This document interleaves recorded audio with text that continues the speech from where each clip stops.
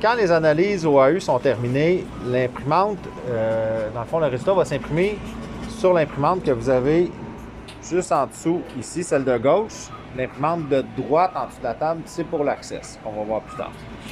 Le papier que vous allez avoir pour vos contrôles de qualité, vous allez pouvoir regarder avec, par exemple, si j'ai albumine, cholestérol, glucose, protéines totales, TP, OK?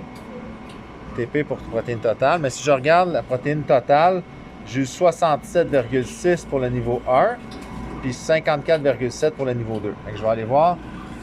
Ça, c'est collé sur l'appareil. OK? Ça, c'est le capot de l'appareil. Si on va voir TP, protéine totale, je dois être entre 64,6 et 70,6. OK? J'étais à 67,6, c'est parfait. Puis le niveau 2, je dois être à 54,7. Fait que je vais aller voir mon niveau 2. 54,7, je suis en plein dans le milieu. Donc, c'est parfait pour cette chimie-là. Vous allez vérifier, faire la même chose pour toutes vos autres chimies avant de valider vos patients. Puis ensuite, prochaine section, je vous montre un petit peu les rapports de patients. Je vous montre un petit peu les rapports de patients, de quoi ça a l'air. Dernière petite chose que je voulais vous mentionner, c'est que sur le rapport pour un patient, OK, comme par exemple, ici, on a dosé le cholestérol et le glucose, le GLUC pour glucose. OK, on voit que ce patient-là, il a eu 33,1 millimoles par litre de glucose. Les valeurs de référence devraient être entre 3,5 et 6. C'est très élevé. Alors, l'appareil nous a fourni des codes d'alarme.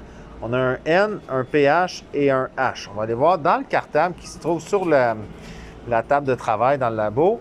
On va aller voir le N, qu'est-ce que ça veut dire? N veut dire test LIH non effectué. Le test LIH, en fait, tu vas l'avoir fait en faisant ton tri parce que c'est de vérifier la lipémie, l'ictère et l'hémolyse du tube.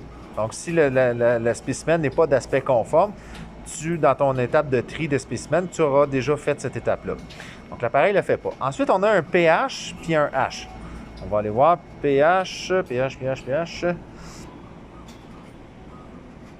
Ici, voilà. OK, pH pour résultat supérieur à la valeur critique supérieure. OK?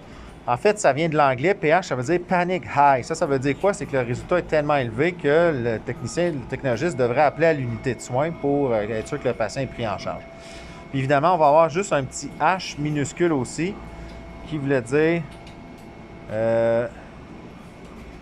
peut-être, on te dit ici, résultat éventuellement affecté par l'hémolyse. OK? Bon. Alors, c'est complet pour la capsule d'aujourd'hui. J'espère que ça t'a aidé et que tu vas passer un super beau labo sur notre merveilleux multianalyseur.